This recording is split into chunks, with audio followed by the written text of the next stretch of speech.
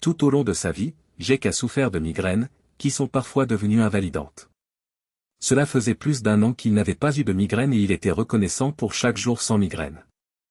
Si vous n'avez jamais connu de migraine sévère, il peut être difficile de la décrire. Cependant, je peux vous assurer qu'endurer une douleur et une souffrance à long terme peut vous donner l'impression de vouloir mourir. Tout ce que l'on souhaite, c'est la fin du monde pour pouvoir s'éteindre paisiblement. Bien que Jake ait rarement connu une migraine d'une telle gravité, il savait, grâce à ses 35 années d'expérience, qu'il devait être à l'écoute de son corps et prendre le temps de se reposer lorsqu'elle survenait. Une migraine peut le rendre invalide, bien qu'il soit un homme grand et fort. Il en aperçut les premiers signes un mercredi matin, vertige, vision double et léger mal de tête.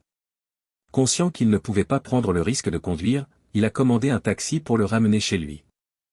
Il demande à sa secrétaire de reporter ses rendez-vous de la journée, en lui promettant de l'informer s'il reprendra le travail le lendemain. Il ne veut pas prendre de risques, car ses maux de tête peuvent durer une semaine. Lorsqu'il est arrivé chez lui, il s'est immédiatement rendu dans le salon, situé à côté de leur spacieuse chambre principale, a pris 2 médicaments et s'est procuré une poche de glace. Il avait une chaise dans le coin qu'il utilisait pour ces rares occasions. Il plaçait la poche de glace sur sa tête, fermait les yeux pour ne pas voir la lumière et tentait de méditer sans réfléchir. Lorsque la douleur s'est intensifiée, il a posé la poche de glace sur sa tête, a fermé les yeux et a essayé de se détendre. Il est resté assis pendant environ 2 heures après avoir éteint la lumière du salon et tiré les rideaux. Cette migraine ne semblait pas aussi grave qu'il l'avait craint. Avec un peu de chance, il pourrait fonctionner dans quelques heures. N'étant pas d'humeur à discuter, il reste assis lorsqu'il entend des bruits au rez-de-chaussée et soupçonne qu'il s'agit de sa femme, avec qui il vit depuis 10 ans. Consciente de son état, Linda avait appris à lui tenir compagnie jusqu'à la fin de la crise. Lorsqu'elle savait qu'il était à la maison, elle s'efforçait toujours de rester silencieuse et de lui laisser le temps de se détendre. Comme la voiture de Jake n'était pas dans l'allée, Linda ne semblait pas savoir qu'il était à la maison. Naturellement, il n'avait aucune raison d'être à la maison puisqu'il rentrait généralement à 18 h tous les soirs. Dans un effort pour gérer la douleur, Jake fit abstraction des bruits et poursuivit sa méditation. Mais soudain, il se rendit compte que Linda n'était pas seule. Une autre voix, masculine, parvint à ses oreilles. Lorsqu'il ouvrit les yeux, il vit sa femme et une autre personne se diriger vers leur chambre à l'étage. Il écouta attentivement leur conversation, restant immobile et silencieux. Ils riaient tous les deux, et tandis qu'elle parlait sur son téléphone portable, il comprit. D'abord déconcerté, Jake pensa qu'il était peut-être en train de rêver, jusqu'à ce qu'il se rende compte qu'elle parlait avec la femme de son frère, Shelly. Ces paroles l'ont ramené à la dure réalité. « Oh, Shelly. Je suis avec lui en ce moment. J'espère que vous avez raison à propos de sa taille et je vous remercie d'avoir organisé ce rendez-vous. J'espère seulement que vous ne souffrirez pas autant que la semaine dernière. Il a promis de vous appeler demain pour convenir d'une nouvelle heure. Je vous ferai un rapport détaillé plus tard. Il faut que j'y aille. Merci encore. » La migraine de Jake s'est immédiatement estompée par rapport à la douleur de son cœur. Réalisant qu'il n'était pas au courant de sa présence, il ne savait pas quoi faire. Il était assis dans un fauteuil caché par le salon et la chambre attenant. Il était aux premières loges, tout en étant complètement caché des 2 protagonistes. Son mal de tête ne s'atténue pas, il reste assis, bouillonnant de rage. La migraine et la situation en cours lui donnaient la nausée. Son cœur était sur le point d'exploser. Lorsqu'il comprit que la femme qu'il chérissait venait de briser leur mariage, ses yeux se remplirent de larmes. Il resta assis dans le silence le plus complet, écoutant les pantalons tomber sur le sol. Cet homme louait la beauté des seins de sa séduisante épouse. Il semble qu'il n'y ait pas d'échappatoire au trou noir dans lequel Jake s'enfonce. Il écouta sa femme parler à Blake après les avoir entendus s'allonger sur le lit. Elle se demandait à voix haute si elle serait capable de l'accueillir, étant donné sa taille et le fait qu'elle n'avait pas l'habitude de manipuler quelque chose d'aussi énorme. Entendre sa future ex-femme se livrer à Blake avec une ferveur qu'il n'avait pas connue depuis des années ne faisait qu'attiser sa rage. Elle n'avait pas choyé Jake depuis des années et se plaignait souvent de ne pas avoir de plaisir à être intime avec lui. Il attendit le bon moment pour s'immiscer dans leur monde, et il n'eut pas à attendre longtemps, utilisant toute sa volonté pour garder le contrôle. Après les avoir laissés profiter l'un de l'autre pendant quelques minutes, il décida qu'il était temps de les confronter. Luttant contre sa douleur et sa colère, il se leva et trouva le courage de faire face aux 2 amants dans le lit conjugal. Ils faisaient beaucoup de bruit pendant qu'ils se savouraient l'un l'autre, ils n'avaient donc pas besoin de se taire. Alors qu'elle le trahissait dans leur lit, Linda fixait Blake dans les yeux, l'implorant de faire plus d'efforts, lorsqu'elle remarqua Jake qui se tenait juste derrière elle. « Qu'est-ce que tu fais ici, chérie ?» s'écria-t-elle. « Je peux t'expliquer » a-t-elle crié en essayant de repousser Blake. Elle regarda désespérément Jake dans les yeux, criant à Blake d'arrêter, mais Blake ignora ses supplications et continua à peser de tout son poids. Il était trop tard, le cœur et l'esprit de Jake étaient secoués par une douleur insupportable. Jake a pris un Glock G45 chargé dans sa table de nuit et a tiré sur Blake dans la tempe gauche. Blake s'est immédiatement effondré sur Linda, la laissant stupéfaite sous son corps sans vie.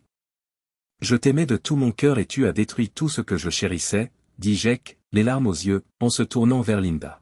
« J'ai le cœur brisé. » Il a regardé la vie s'écouler de son corps après qu'il lui a tiré une balle dans la tête. Sur les draps tachés, les deux amants gisent morts ensemble.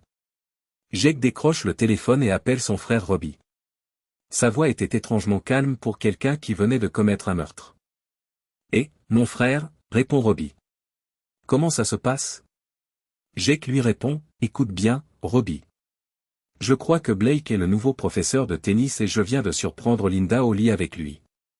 Avant d'entrer, je l'ai entendu parler avec Shelley dans notre chambre. D'après ce que j'ai entendu, je pense que Shelley pourrait aussi être impliquée avec lui. Tu devrais garder un œil sur elle. Écoute, Robbie, arrête de parler et écoute. Je viens de les tuer tous les deux dans notre lit. Je suis sérieux, je ne veux pas que tu vives ce que je viens de vivre. Vérifie si elle est infidèle. Cette trahison et ces migraines m'ont poussé à bout. Je suis désolé et je veux que tu saches que je t'aime. Au revoir, Robbie. La ligne s'éteint. Jake s'est assuré que l'opérateur du 911 avait la bonne adresse lorsqu'il a appelé pour signaler le double meurtre et son intention de se suicider avant de retourner l'arme contre lui. Ils trouvèrent Jake le revolver à la main, la tête appuyée contre le mur dans le fauteuil qu'il utilisait pour ses migraines. Robbie est arrivé 20 minutes plus tard, et la scène était horrible. Un an s'est écoulé depuis. Jake était mon grand frère, et je suis Robbie maintenant, vivant un an plus tard. L'événement qui s'est produit il y a un an a marqué le pire jour de ma vie, qui a radicalement changé mon univers. Perdre mon frère aîné à cause des conséquences d'un mariage infidèle était insupportable pour tout le monde, surtout pour moi. Je l'adorais, c'était mon meilleur ami. Dans cette communauté très unie, Linda est devenue un personnage honni lorsqu'il a été révélé qu'elle avait eu une liaison dans leur propre maison et qu'elle était l'instigatrice des meurtres et du suicide. Je lutte toujours contre la dépression et la colère après la mort de mon frère. J'ai choisi de surveiller de près ma femme et je n'ai jamais partagé les paroles de Jake avec Shelley. Après avoir entendu les paroles de Jake juste avant qu'il ne mette fin à ses jours, j'ai commencé à m'inquiéter. J'ai décidé de contacter une société de sécurité réputée pour mettre en place divers outils et logiciels de surveillance. Il m'a fallu 2 semaines pour tout mettre en place et lancer le processus de surveillance. J'étais déterminé à découvrir l'ampleur de la trahison de Shelley envers Linda et à prendre les mesures qui s'imposaient si elle avait joué un rôle important. Mon angoisse persistait et j'étais obsédé par l'idée de comprendre comment ma femme était liée à tout cela. Après le suicide de Jake et la révélation de l'implication de Shelley dans l'infidélité de Linda, nos rapports sexuels sont devenus rares et sans chaleur. La découverte de l'infidélité de Shelley et de son implication dans la mort de Jake m'a rempli de colère et d'entêtement. Ma seule intention était de me venger de sa trahison. La société de sécurité m'a fourni des heures et des heures d'enregistrements audio et vidéo de Shelley et de son partenaire au cours de l'année écoulée. La voir avec un autre homme était douloureusement difficile, mais rien n'a été plus profond, après la mort de mon amour pour elle, que d'écouter certaines des conversations de Shelley avec son amant. Certaines phrases me hantaient continuellement. Tu restes avec lui, mais pourquoi? Tu as dit que faire l'amour avec lui était ennuyeux, et tu ne fais pas autant avec lui qu'avec moi. Je ne comprends pas. Pourquoi n'emménages-tu pas avec moi et ne le quittes-tu pas? Il ne te fait pas l'amour, tu l'as dit. Crois-tu qu'il est conscient de notre existence? Non. Il pleure encore la perte de son frère ou de sa sœur. Je ne lui mets pas la pression puisqu'il est dépressif. Tant que je t'ai, chérie, je n'ai pas besoin de faire l'amour avec lui. Écoute, je serai toujours là pour lui parce que je l'adore. Depuis que nous avons commencé cela il y a 2 ans, je t'ai informé. Il ne s'agit que de relations sexuelles. J'ai aimé être avec toi autant que j'ai aimé être avec Blake, même si je ne t'aime pas. La chose la plus agréable qui me soit arrivée dans ma vie sexuelle, c'est vous deux. Je n'arrive pas à croire qu'il soit parti, et il me manque vraiment. Oui. Il me manque aussi. Le fait que ton beau-frère fou lui ait tiré dessus est incroyable. Ton mari est aussi bizarre que son frère, j'espère. Je ne veux pas que nous vivions la même chose. Mon amour, ne t'inquiète pas. Comme elle, je ne t'inviterai jamais chez nous. Nous ne serons jamais pris, et nous allons bien. Je ne permettrai pas que cela se produise. Le pauvre Robbie serait dévasté, et comme je ne lui voudrais jamais de mal, je ne l'abandonnerai jamais. Tout ce que tu peux faire, c'est te contenter de moi. Cela me va très bien. Robbie a élaboré son plan après avoir découvert son infidélité. Jared Roberts, l'assistant de l'entraîneur de tennis qui a été promu entraîneur principal après la mort tragique de Blake, avait une liaison avec Shelly. Quelques semaines plus tard, Robbie a enfin l'occasion qu'il attendait. Jared a reçu une invitation à un banquet célébrant la réussite du country club en tant que meilleur programme de tennis de la région. Shelly était ravie à l'idée de rester à l'hôtel et de passer toute la nuit avec lui lorsqu'il l'a appelé pour lui annoncer la nouvelle du banquet. Il n'était pas inhabituel pour Robbie de dire à Shelly qu'il avait un voyage de travail de 2 semaines à venir. Le banquet coïncidait avec ces dates. Robbie voulait donner à Shelly suffisamment de cordes pour qu'elle se pende, en s'assurant qu'elle la prendrait. Comme prévu, elle a appelé Jared le lendemain pour lui annoncer la merveilleuse nouvelle. En promettant à Jared de l'épater, elle l'a convaincu de prolonger le voyage et de rester 3 nuits dans un hôtel d'Orlando. Naturellement, Jared a été séduit par l'idée de passer 3 jours avec une maîtresse sophistiquée, et il a accepté. Ils en ont discuté au cours de la semaine suivante, à la fois dans leurs messages et au téléphone. Shelly a proposé de transformer cette escapade en une prétendue lune de miel, disant à Jared qu'elle voulait passer ces 3 jours comme sa nouvelle épouse. Elle a même suggéré d'acheter une nouvelle alliance spécialement pour l'occasion et de réserver une suite nuptiale à l'hôtel pour rendre son plan plus réaliste. Pour attirer l'attention et ressentir le frisson, ils se sont fait passer pour des jeunes mariés devant le personnel de l'hôtel.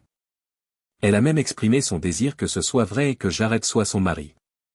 Robbie est devenu furieux à la lecture de tous ces textes, ce qui n'a fait que renforcer son désir de vengeance. Il avait hâte de voir l'expression de la jeune femme devant la désintégration de tout ce qui lui était cher. Shelly s'entraînait toute la journée à la salle de sport. Une semaine avant le départ de Robbie, elle s'est même épilée. Pour pimenter les choses, elle avait l'intention de surprendre son mari en lui disant qu'elle l'avait fait pour lui. Mais il était évident qu'elle l'avait fait pour sa lune de miel imminente. Robbie n'a pas été impressionné et n'a rien voulu savoir de l'infidélité de sa future ex-femme. Elle a prévu de se faire passer pour la femme de Jared et de passer 3 jours avec lui. Depuis son mariage il y a 10 ans, ce serait la première fois qu'elle passerait beaucoup de temps seule avec un autre homme. Pour elle et Jared, c'était romantique. Elle a tout préparé, achetant de superbes robes, bikinis et lingerie pour leur rencontre. Les efforts qu'elle a déployés pour cette personne ont laissé Robbie sans voix et jaloux. Il ne ressent plus le même amour pour elle. Le sentiment d'une trahison aussi profonde l'a vidé de l'affection qui lui restait. Il était temps pour Shelley de connaître l'agonie, c'était fini. Robbie contacte Shelley sur le chemin de l'hôtel, mais elle se contente de laisser un message. Dans son message, il lui exprime son amour et lui promet de la revoir dans 10 jours. 1 heure plus tard, Shelley le rappelle pour s'assurer qu'il n'a pas de soupçons. Avant d'appeler Robbie ce jour-là, elle devait terminer son 3e cycle d'intimité avec Jared. Elle l'a informé que les enfants étaient chez un ami et qu'elle l'aimait. Lorsque les enfants rentreraient à la maison, elle commanderait une pizza et ils passeraient toute la nuit à regarder des films. Elle a dit qu'il lui manquait terriblement. En lui faisant ses adieux, elle a exprimé son amour éternel pour lui et son impatience de le voir revenir. Robbie se sent nauséeux. La facilité avec laquelle elle l'avait trompé était stupéfiante. Arrivé à l'hôtel, il confie sa voiture au voiturier. Robbie demande au concierge si M et Madame Roberts se sont déjà enregistrés. Lorsque le concierge lui confirma que les jeunes mariés, M et Madame Roberts, étaient arrivés la veille dans leur suite de lune de miel, sa colère s'accrut. Pour vérifier si les restaurants de l'hôtel avaient des réservations pour la soirée, il les a appelés. En effet, le restaurant principal a confirmé une réservation pour M et Madame Roberts à 18h ce soir-là. Robbie choisit l'endroit idéal pour les surveiller, gardant un œil attentif sur le couple pendant leur dîner sans se faire repérer. Il se positionne près de la porte lorsqu'ils commencent à partir. Le plan était de faire croire qu'il entrait dans le restaurant au moment où ils en sortaient. Après qu'ils eurent payé l'addition et qu'ils furent sur le point de partir, il remarqua que les jeunes mariés se tenaient par la main. Le moment était parfait. Il s'est tenu prêt au moment où il sortait. À ce moment précis, il a intentionnellement tourné au coin de la rue pour les heurter.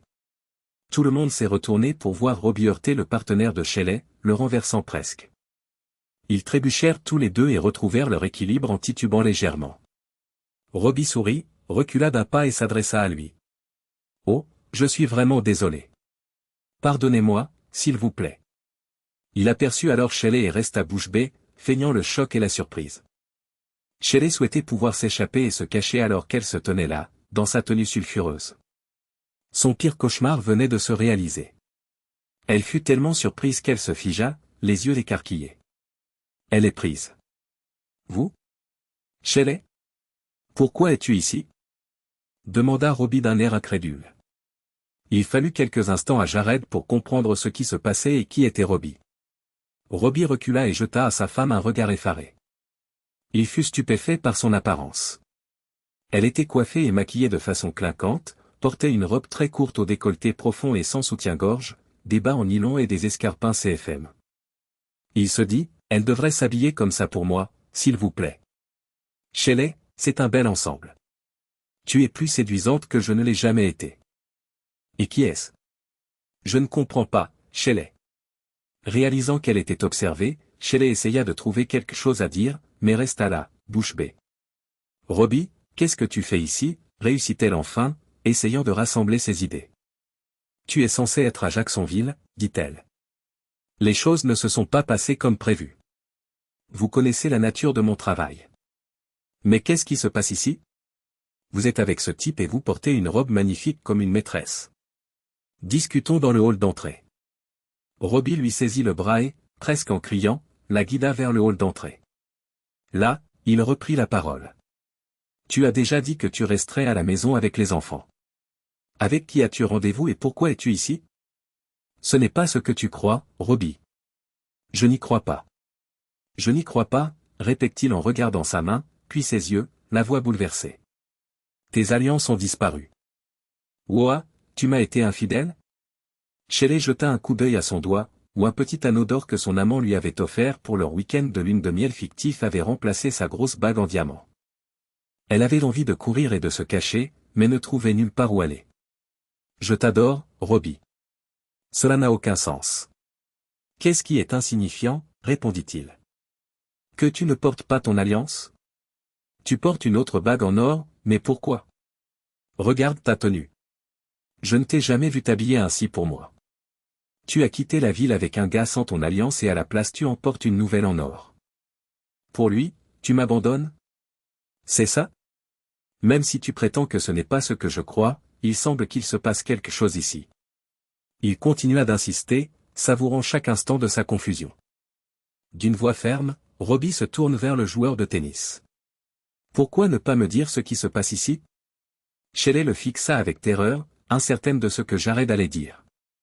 Calme-toi, mec. Comme l'a dit ta femme, il ne se passe rien. Elle a eu la gentillesse de se joindre à moi pour soutenir votre country club lors du banquet de remise des prix de l'hôtel.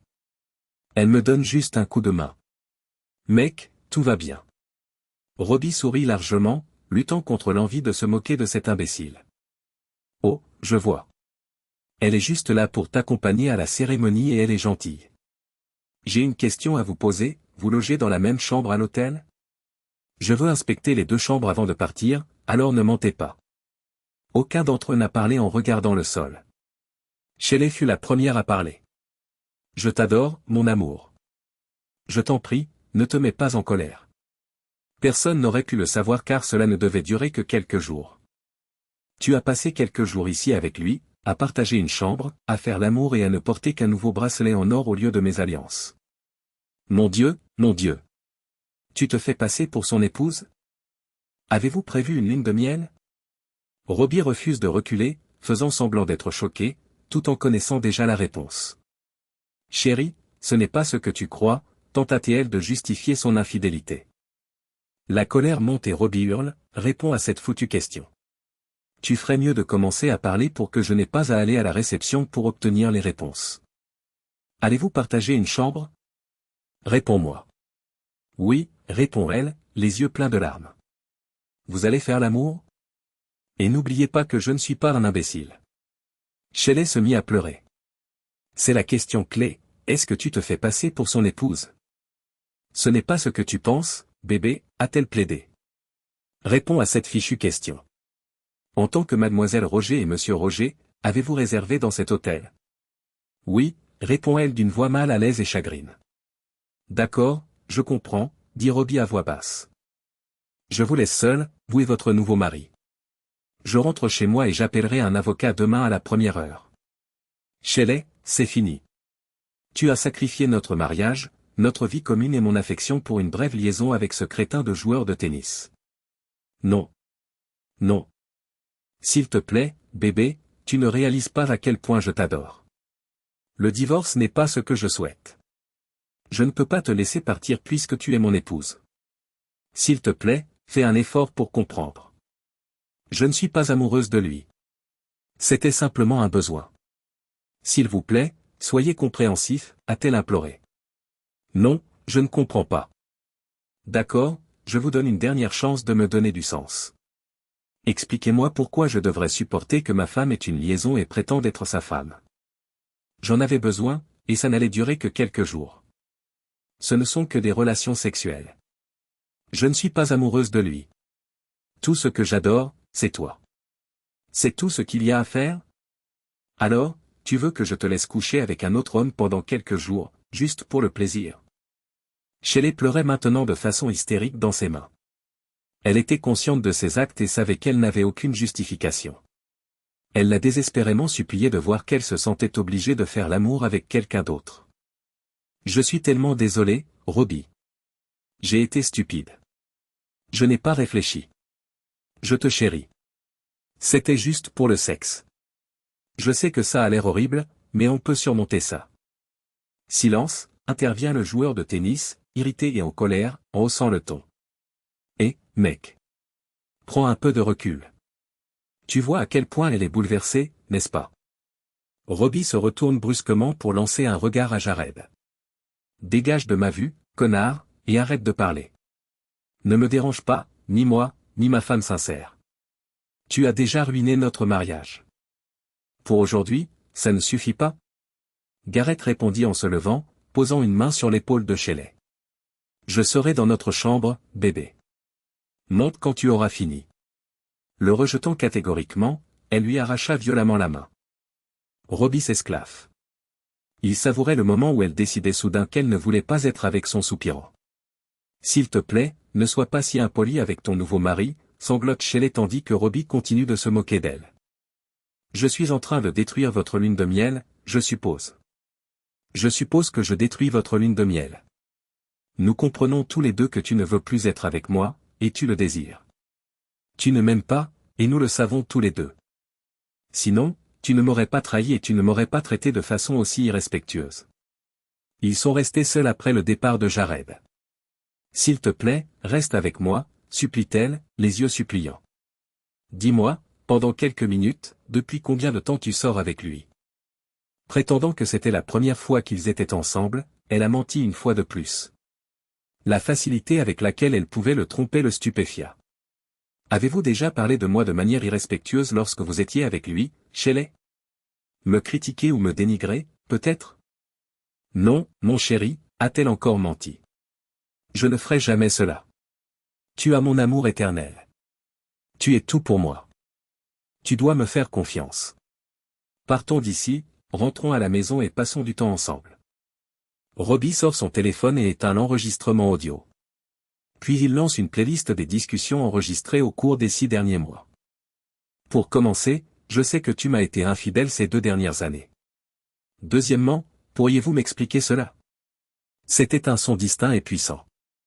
Ne vous inquiétez pas pour lui, a commencé le fichier audio 1. Il ne le sait pas. Je déteste faire l'amour avec lui, dit le deuxième fichier audio. Au lit, il est plutôt ennuyeux. Troisième fichier audio, je ne l'abandonnerai pas. Je ne l'aime pas pour le sexe. Je reste avec lui parce qu'il est un bon père et qu'il subvient à ses besoins, quatrième fichier audio. Je le garderai toujours près de moi. Tu es 10 fois plus doué au lit que mon minable conjoint, ma chérie, fichier audio 5. J'adore ta taille et la façon dont tu m'excites, fichier audio 6. C'est moi qui t'appartiens, pas lui, dit le fichier audio 7. Le 8e fichier audio concernait leur lune de miel. Tu es libre de faire ce que tu veux, mais cela ne lui appartiendra jamais. Chacun des plus de 50 fichiers audio dénigrent son mari et leur union. Je n'aurais jamais pu deviner la profondeur de ton mépris pour moi. Il y avait bien plus que des allusions sexuelles dans vos remarques, elles étaient impolies et blessantes. Malheureusement, je serai toujours hanté par ce que vous avez dit. Elle ne s'était jamais sentie aussi horrifiée, déprimée, apathique et complètement ruinée. La voir reconnaître qu'elle avait détruit leur mariage et que rien ne serait plus jamais pareil pour elle était également gratifiant. C'est pour cela que c'est fini entre nous, Shelley. J'en ai assez de tes mensonges. Je sais que depuis 2 ans ou plus, tu as des liaisons et que tu me trompes. Tu ignores que la nuit où Jay a tué sa femme et ton ex-amant, il m'a contacté. Il vous a entendu exprimer votre admiration pour la taille de Blake à Linda au téléphone. J'étais au courant de votre tromperie, de votre malhonnêteté et de votre manque de respect à mon égard. Tu n'as jamais ralenti, et je voulais voir jusqu'où tu irais. Par vos paroles et vos actes, vous avez clairement fait comprendre que je n'étais qu'un pourvoyeur décent et un père pour les enfants. J'ai des enregistrements de tous tes appels et de tous tes courriels, afin que tu puisses mettre fin à cette mascarade et à tes mensonges. Je comprends vos sentiments à mon égard, notre relation sexuelle et mes lacunes en tant qu'amant. Tu vois, je suis au courant de tout, et si tu ne suis pas mes instructions, bientôt tout le monde le saura aussi. Tu es en partie responsable de ce jour terrible, car tu as corrompu la femme de mon frère et tu l'as influencée pour qu'elle devienne aussi malveillante que toi. Vous l'avez poussée à passer du temps avec Blake. Vous avez même organisé leur rendez-vous. À cause de votre tromperie et de vos actions, elle et mon frère sont morts. Je suis tellement désolé. Je suis tellement désolé, a-t-elle sangloté hystériquement, se prenant la tête dans les mains et implorant le pardon. Vous vouliez sans doute savoir pourquoi j'étais ici ce soir. Ce n'était pas une coïncidence. J'étais au courant de ce que vous aviez prévu pour cette semaine. Je devais simplement être témoin de ce que vous aviez en tête, tant c'était stupéfiant. J'étais même au courant de votre intention de me retirer de votre vie et de faire semblant d'être mari et femme au cours de ce voyage. Je dois admettre que cela m'a fait plus de mal que tu ne peux l'imaginer. Shelley pleurait encore. Tu n'as pas tenu compte de nos enfants, tu n'as pas tenu tes promesses et tu as détruit notre mariage. Pire encore, tu as été complice de la mort de mon frère et de ma belle-sœur, ainsi que de la liaison. Il n'y a plus de retour en arrière possible. Quand ton week-end de lune de miel sera terminé, je ne veux pas que tu rentres à la maison. À mon avis, tu devrais rester chez ta mère. S'ils m'appellent et me demandent pourquoi nous avons rompu, je serai honnête et leur dirai tout ce que je sais, alors tu ferais mieux de leur dire ce que tu as fait. Robbie marqua une pause avant de poursuivre, laissant à ses paroles le temps de s'inscrire dans le temps. Tu signeras les papiers du divorce sans contester l'accord, mais je serai raisonnable. Si tu te bats, je montrerai à tout le monde, y compris à tes parents, tous mes enregistrements audio et vidéo. Les enfants sont assez grands pour choisir avec qui ils veulent vivre. Et je ne doute pas qu'ils décideront de vivre avec moi une fois que nous aurons expliqué votre infidélité, vos mensonges et votre trahison. Le plus triste dans tout cela, Shelley, c'est que je voulais passer le reste de mes jours avec toi parce que je t'aimais tellement. J'étais sceptique quand Jake m'a parlé de toi. Mon cœur s'est brisé quand j'ai découvert l'horrible vérité, même si je ne voulais pas y croire. Cette honte et cette perte d'amour feront partie intégrante de ta vie. Nous ne serons plus jamais ensemble. Robbie s'est levé, est rentré chez lui et a laissé Shelley en pleurs. Je n'ai jamais pu accepter la mort de mon frère.